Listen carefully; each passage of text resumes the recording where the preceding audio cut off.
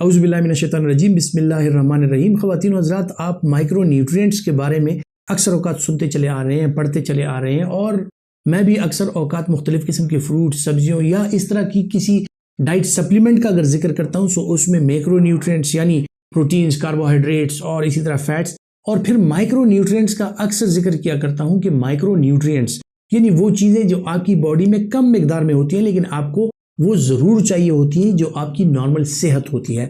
सो ये micro nutrients हैं क्या?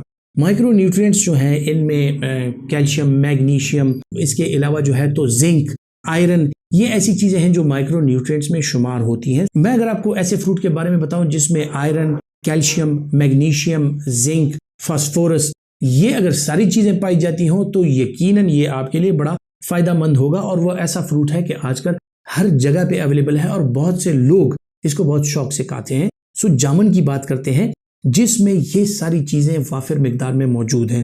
अब मैं आपको बताता हूँ कि आयरन की क्या खुसूसियात हैं, मैग्नीशियम, फास्फोरस, कैल्शियम, ये आपको किन चीज़ों के लिए चाहिए होता है। और अगर आप जामुन का इस्तेमाल करते हैं और ये माइक्रो न्यूट्रिएंट्स आपकी बॉडी में जाते हैं सो इससे आपको क्या फ़ायदा हासिल हो सकता है। आयरन बुनियादी तौर पर आप जानते हैं कि जब ब्लड बनता है हमारा, तो फ्रेश ब्लड बनने के लिए आपको सबसे बुनियादी चीज़ जो चाहिए होती है वो आयरन चाहिए होता है, जो आपको जामुन की सूरत में बड़ा इजीली आपको मिल जाता है। इसके अलावा आपकी बोन्स और आपके पट्टे जो हैं, आपके जोड़ जो हैं, उनकी हेल्थ के लिए आपको कैल्शियम चाहिए, फास्फोरस चाहिए, जो कि इसमें अच्छी खासी मिकदार में अवेलेबल होता है। सो जो लोग जोड़ों के मुख्तलिफ किस्म की बीमारियों में मुब्तला हैं उनके लिए भी जामुन जो है इंतहाई मुफीद साबित हो सकता है।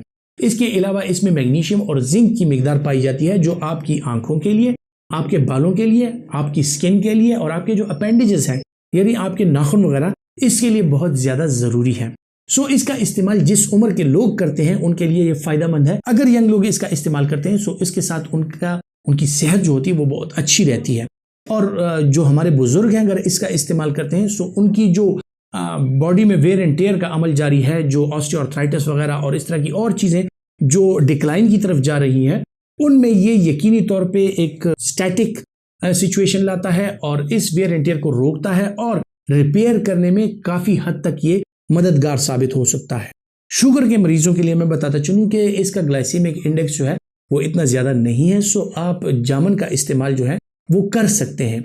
इसके अलावा वो लोग ख़वातीन और हज़रात जो मुख्तलिफ़ किस्म की दायमी बीमारियों में मुब्तला हैं, खुसूसन जो एलर्जीज़ में मुब्तला हैं, जिनको एलर्जिक राइनाइटिस है या इनको एस्थमा है या ऐसी चीज़ें हैं, सो इसमें मैग्नीशियम और जो जिंक है इसकी अच्छी खासी मिकदार पाई जाती है, जो कि ना सिर्फ एंटी इन्फ्लेमेटरी एजेंट्स हैं बल्कि इसके साथ साथ आपकी जो इम्यूनिटी है वो भी अच्छी होती है और आपकी इम्यूनिटी पे काफ़ी अच्छा असर पड़ता है। सो जो लोग दायमी बीमारियों का शिकार हैं वो अगर जामुन का इस्तेमाल करते हैं सो उनके लिए ये इंतहाई फ़ायदेमंद साबित हो सकता है।